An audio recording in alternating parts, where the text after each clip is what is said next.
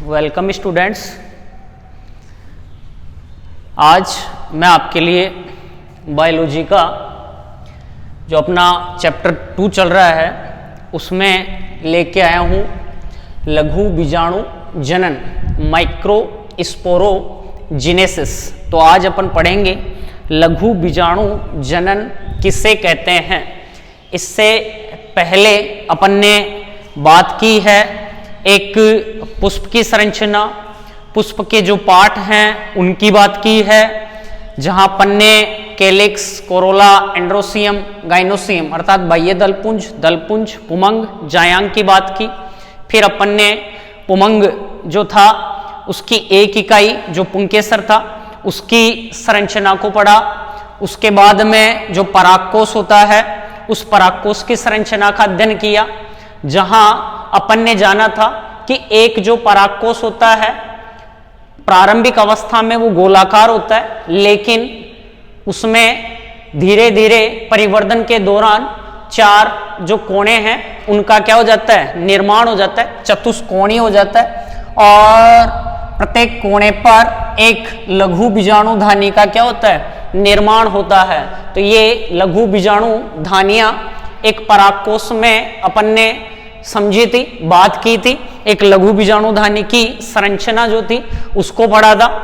यहां आज अपन बात करेंगे कि जो लघु बीजाणु धानी है उसके अंतर्गत जो परागकण हैं, लघु बीजाणु हैं, उनका जो डेवलपमेंट होता है, उनका जो विकास होता है वो किस प्रकार से होता है।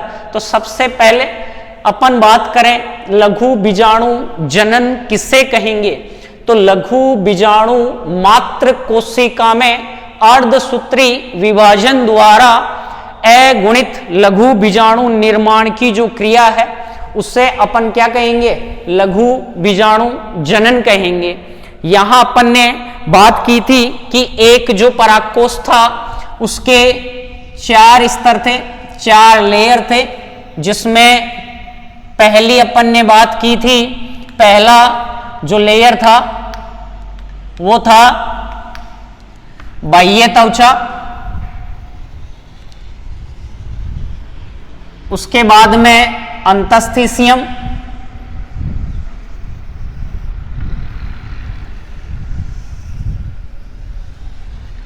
उसके बाद में टेपिटम, मध्य परत, और उसके बाद में सबसे जो आंतरिक स्तर था उसकी बात की थी टेपिटम।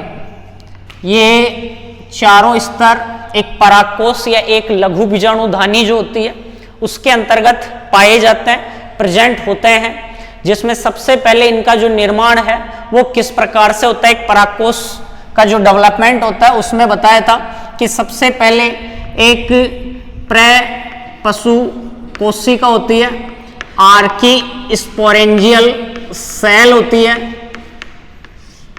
इस आर्कीस्पोरियन जो सेल है, इस आर्कीस्पोरेंजियल जो सेल है, वो आर्कीस्पोरेंजियल जो सेल है वो प्राथमिक बीजाणुजन कोशिकाओं का निर्माण करती है। अंदर तो यहां प्राथमिक बीजाणुजन कोशिका बनाती हैं और बाहर की तरफ प्राथमिक भित्तीय क्या बनाती हैं, कोशिकाएं। अर्थात प्रे-पशु कोशिका से 2 प्रकार की कोशिकाएं बन रही थी, प्राथमिक भित्तीय कोशिका और प्राथमिक बीजाणुजन कोशिका। प्राथमिक भित्तीय जो कोशिकाएं थी वो लघु बीजाणु धानी के 3 स्तर बना रही थी। बाह्य त्वचा का जो निर्माण है वो प्राथमिक भित्तीय कोशिका से नहीं होता है, बाकी अंतस्थिसियम, मिडिल लेयर और जो टेपिटम है उनका जो निर्माण है वो निर्माण किससे हो रहा था, यहाँ प्राथमिक भित्तीय कोशिका से। दूसरी प्रे-पशु कोशिका से जो कोशिका बनती है उसे अपन ने कहा था प्राथमिक बीजाणुजन कोशिका। अब अंदर की तरफ ये प्राथमिक बीजाणुजन कोशिका है, प्रत्येक जो बीजाणुजन कोशिकाएं होती हैं वो बीजाणुजन कोशिकाएं लघु बीजाणु मात्र कोशिका या पराग मात्र कोशिकाओं का क्या करती हैं, निर्माण करती हैं।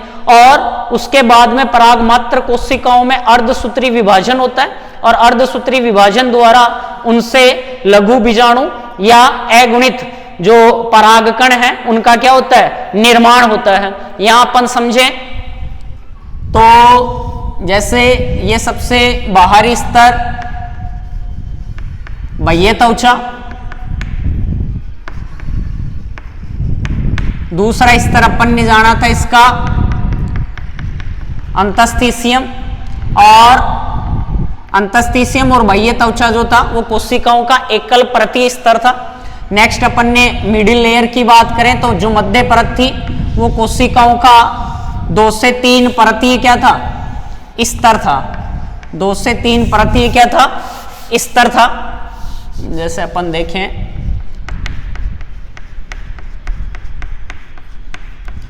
तो यहां ये मध्य परत है, और सबसे अंदर की तरफ जो स्तर उपस्थित होता है वो था टेपिटम। यहां मिडिल लेयर और टेपिटम की कोशिकाएं पोषण देने का काम करती हैं, और इनके अंदर प्रपशु कोशिका से सबसे पहले जो कोशिकाएं बनती हैं उन्हें अपन ने कहा था प्राथमिक बीजाणुजन कोशिकाएं। प्राथमिक बीजाणुजन कोशिकाओं से ही आगे जो डेवलपमेंट होता है, निर्माण होता है, वो होता है लघु बीजाणु मात्र कोशिका का। लघु बीजाणु मात्र कोशिका का। Microspore mother cell, microspore mother cell MMC कह सकते हैं, या इसी को अपन पराग मात्र कोशिका कह सकते हैं, पोलन मदर सेल कह सकते हैं, पराग मात्र कोशिका कह सकते हैं। तो यहां अपन देखें जो इसकी लघु बीजाणु धानी के अंदर बहुत सारी लघु बीजाणु मात्र क्या है, कोशिकाएं हैं। ये लघु बीजाणु मात्र कोशिकाएं हैं, और लघु बीजाणु मात्र कोशिका में क्या होने से, अर्धसूत्री विभाजन होने से अगुणित जो लघु बीजाणु बनेंगे, अगुणित लघु बीजाणु निर्माण की जो प्रक्रिया है उस प्रक्रिया को ही अपन क्या कहेंगे, यहाँ लघु बीजाणु जनन कहेंगे। तो सबसे पहले लघु बीजाणु जनन की क्रिया में प्रपशु कोशिका से प्राथमिक बीजाणुजन कोशिका, प्राथमिक बीजाणुजन कोशिका से लघु बीजाणु मात्र कोशिका या पराग मात्र कोशिका, लघु बीजाणु मात्र कोशिका में अर्धसूत्री विभाजन होने से लघु बीजाणुओं का क्या होता है, निर्माण। जैसे ये एक लघु बीजाणु मात्र कोशिका है या पराग मात्र कोशिका है, पोलन मदर सेल है। इस कोशिका में मियोसिस डिवीजन होता है, अर्धसूत्री विभाजन होता है, और इस कोशिका में अर्धसूत्री विभाजन होने से इस कोशिका से 4 नई जो कोशिकाएं हैं उनका निर्माण होता है। यहां जो पोलन मदर सेल है वो द्विगुणित है, जबकि इससे बनने वाली जो ये कोशिकाएं होंगी, ये कोशिकाएं कैसी होंगी, यहाँ अगुणित होंगी। कैसी होंगी, अगुणित। तो यहां अपन ये कहें कि एक जो लघु बीजाणु मात्र कोशिका है उसमें अर्धसूत्री विभाजन होने से 4 लघु बीजाणुओं का क्या होता है, निर्माण होता है। तो एक लघु बीजाणु मात्र कोशिका में अर्धसूत्री विभाजन होने से 4 लघु बीजाणुओं का क्या होता है, निर्माण। यहां बनने वाले चारों लघु बीजाणु जो हैं वो प्रारंभिक अवस्था में आपस में जुड़े हुए हैं। जैसे ये 4 लघु बीजाणु बने, ये आपस में केलोज, कौन सी भित्ति द्वारा, केलोज भित्ति की सहायता से ये क्या है, बाइंड है, जुड़े हुए हैं। केलोज भित्ति की सहायता से ये क्या है, जुड़े हुए होते हैं। जैसे जैसे परागकोश का परिपक्वन होता है वैसे वैसे यहां इनके बीच बनने वाली जो केलोज भित्ति है उसका अपघटन किया जाता है। इसके लिए जो टेपिटम लेयर है, टेपिटम स्तर के द्वारा एक एंजाइम स्रावित किया जाता है, केलेज। कौन सा एंजाइम है, केलेज एंजाइम।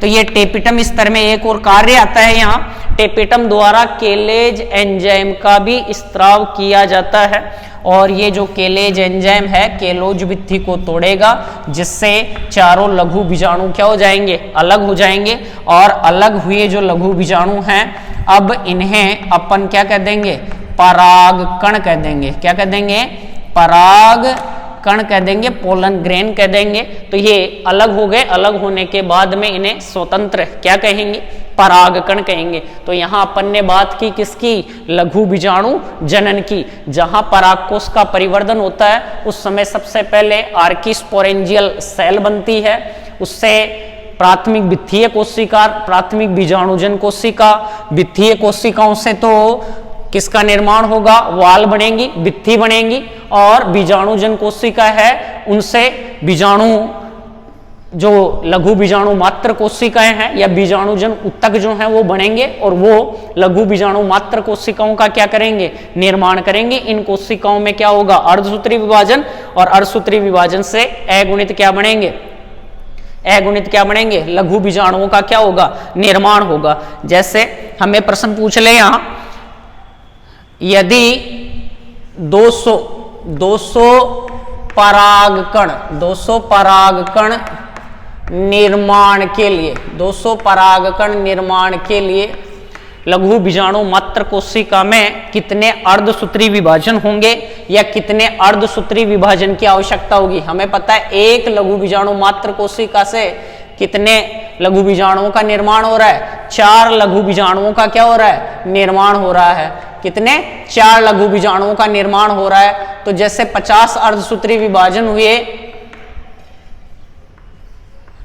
तो यहां कितने परागकण बन जाएंगे, 200। तो अपन कह सकते हैं कि 50 अर्धसूत्री विभाजन की आवश्यकता होगी कितने परागकणों के निर्माण के लिए, 200 परागकणों के निर्माण के लिए। तो यहां तक लघु बीजाणु जनन की जो है क्रिया है वो क्लियर होनी चाहिए। नेक्स्ट अपन बात करें इसी में आगे, तो जो लघु बीजाणु जनन की क्रिया होती है उसमें जो अगुणित लघु बीजाणु बनते हैं उनमें पहले केंद्रक का निर्माण होता है, फिर कोशिका द्रव्य का निर्माण, विभाजन होता है, और विभाजन से फिर 4 अगुणित कोशिकाओं का क्या होता है, निर्माण। तो यहां अपन देखें कि इनमें जो कोशिका द्रव्य का विभाजन हो रहा है वो किस प्रकार से होता है। तो यहां 2 प्रकार से विभाजन होता है, जिसको मैं कुछ इस प्रकार से समझाता हूं आपको। थोड़ा इसको कैमरे को साइड में लगा दूं।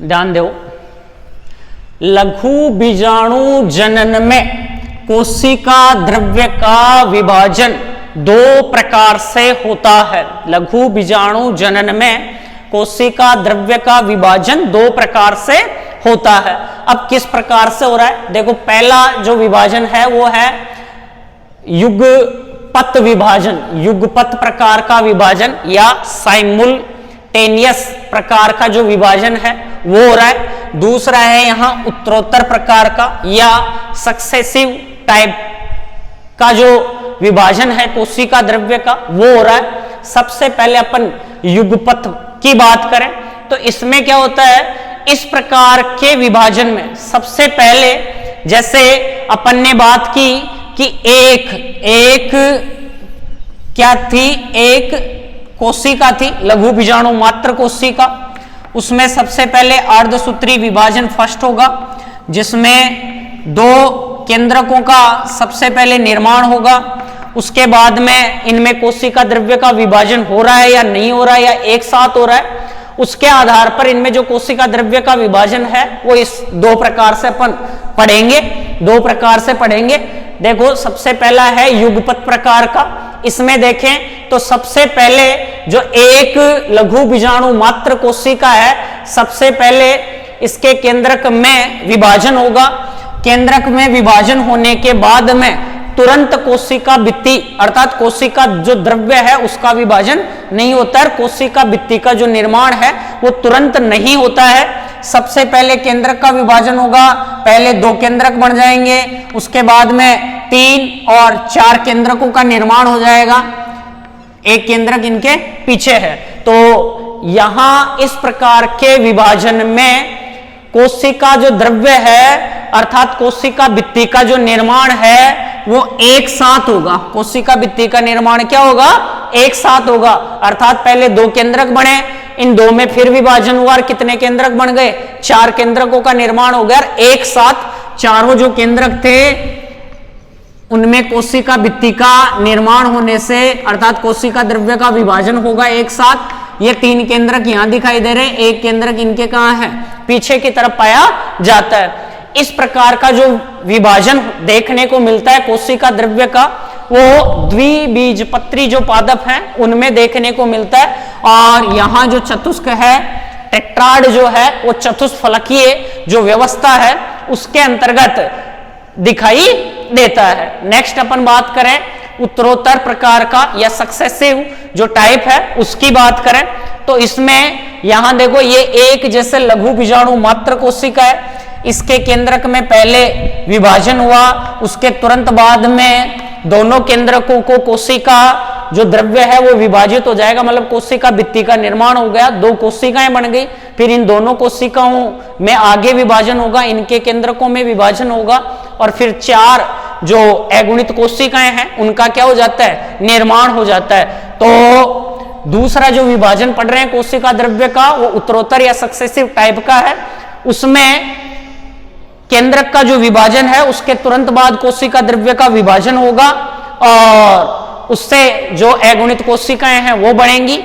यहां सभी जो अगुणित लघु बीजाणु हैं वो एक दूसरे के पार्श्व में व्यवस्थित होते हैं और इस प्रकार की जो व्यवस्था है वह सम द्विपार्श्व व्यवस्था कहलाती है। आइसो बाइलेटरल टाइप का जो टेट्राड है वो यहां पर बनता है और ऐसा जो कोशिका द्रव्य का विभाजन है वो एक बीजपत्री जो पादप हैं उनमें हमें देखने को मिलता है। तो ये तो था कोशिका द्रव्य का जो विभाजन है वो कितने प्रकार से होगा, तो 2 प्रकार से होगा। नेक्स्ट अपन बात करें जो टेट्राड है, चतुष्क हैं, वो कितने प्रकार के बनते हैं। अपन ने बात की एक लघु बीजाणु मात्र कोशिका से 4 अगुणित लघु बीजाणुओं का क्या होता है? निर्माण। और चारों अगुणित जो लघु बीजाणु हैं आपस में केलोज भित्ति द्वारा जुड़े हुए हैं।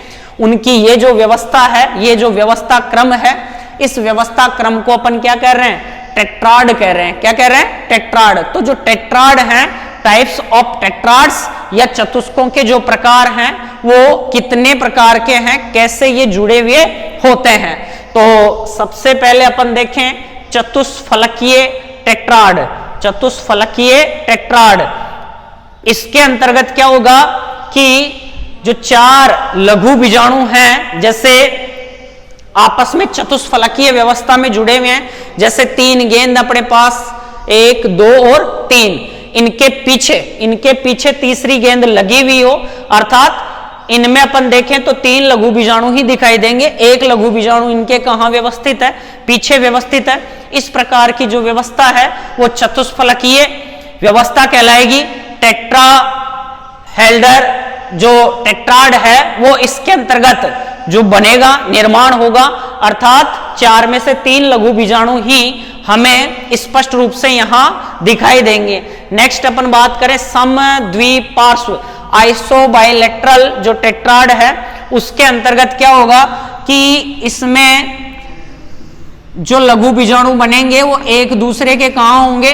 पार्श्वों में होंगे। एक दूसरे के कहां होंगे? पार्श्वों में होंगे। और ऐसे जो चतुष्कों की व्यवस्था है वो एक बीजपत्री पादपों में देखने को मिलेगी।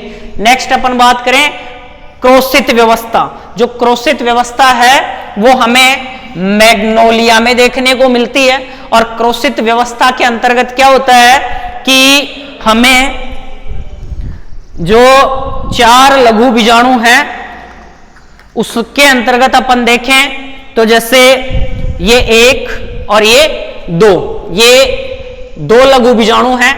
तीसरा और चौथा जो होगा इनके लंबवत होगा। इस प्रकार से इनकी जो व्यवस्था है इस प्रकार से होगी। तो ये जो व्यवस्था क्रम है उससे अपन क्या कहेंगे? क्रोशित कहेंगे। मैग्नोलिया में देखने को मिलती है और इसका जो पादप होता है, इसके जो पुष्प होंगे वो सुंदर और आकर्षक जो पुष्प हैं वो हमें क्या होते हैं? दिखाई देते हैं या देखने को क्या होते हैं? मिलते हैं।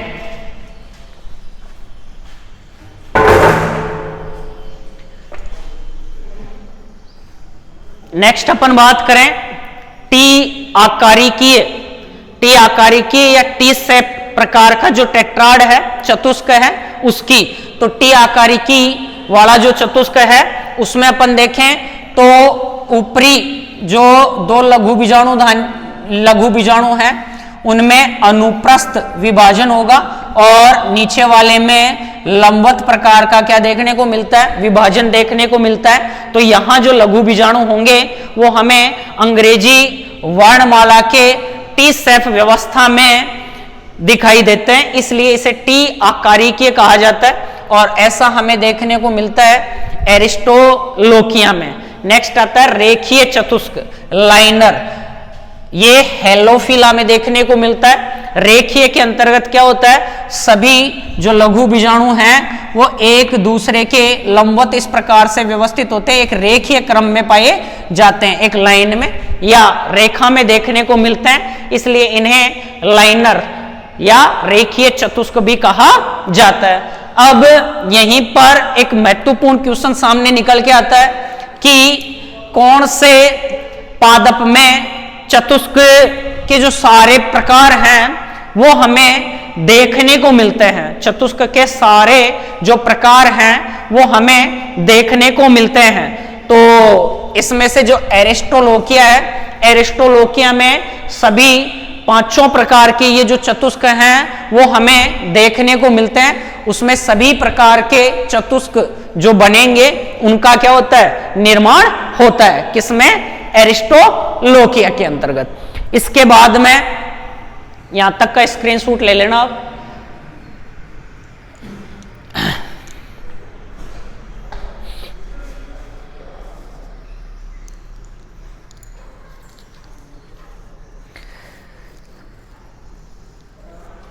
क्लियर। नेक्स्ट अपन बात करें संयुक्त परागकण की।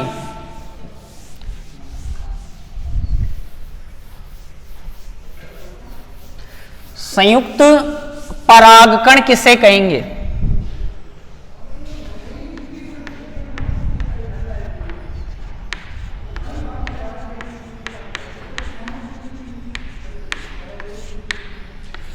तो जब सभी परागकण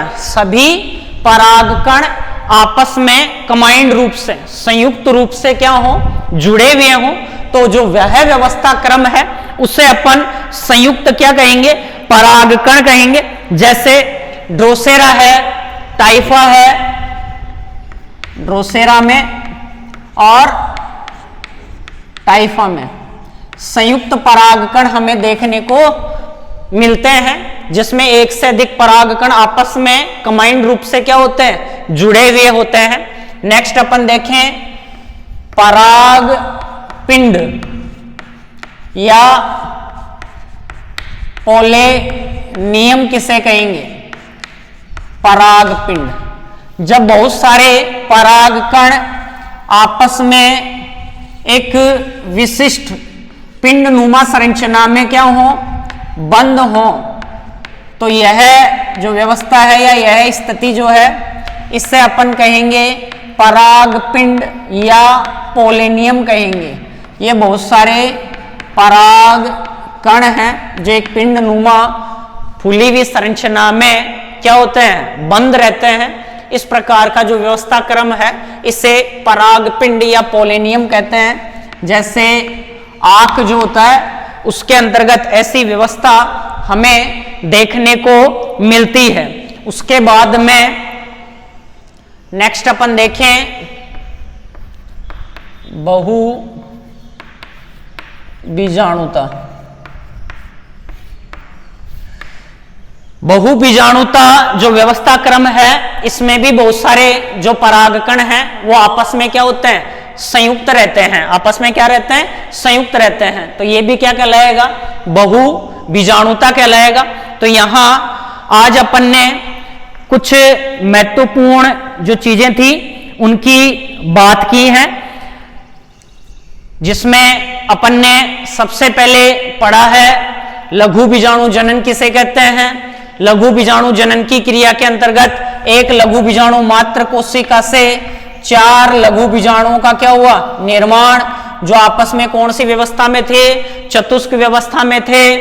उसके बाद में अपन ने पढ़ा कि एक लघु बीजाणु मात्र कोशिका से 4 लघु बीजाणु बनते हैं। उनमें सबसे पहले केंद्रक का विभाजन होता है, फिर कोशिका द्रव्य का विभाजन होता है। तो कोशिका द्रव्य का विभाजन कितने प्रकार का होगा? वो आपको मैंने 2 प्रकार का बताया, युगपत और उत्तरोत्तर प्रकार का। नेक्स्ट अपन ने पढ़ा जो चतुष्क है वो कौन सी व्यवस्था क्रम में जुड़े हुए होते हैं। तो आज अपन ने लघु बीजाणु जनन की जो परिभाषा थी, किस प्रकार से लघु बीजाणु जनन होता है, उस सब की क्या की है, बात की है। थैंक्स ऑफ ऑल, जय हिंद। नेक्स्ट कल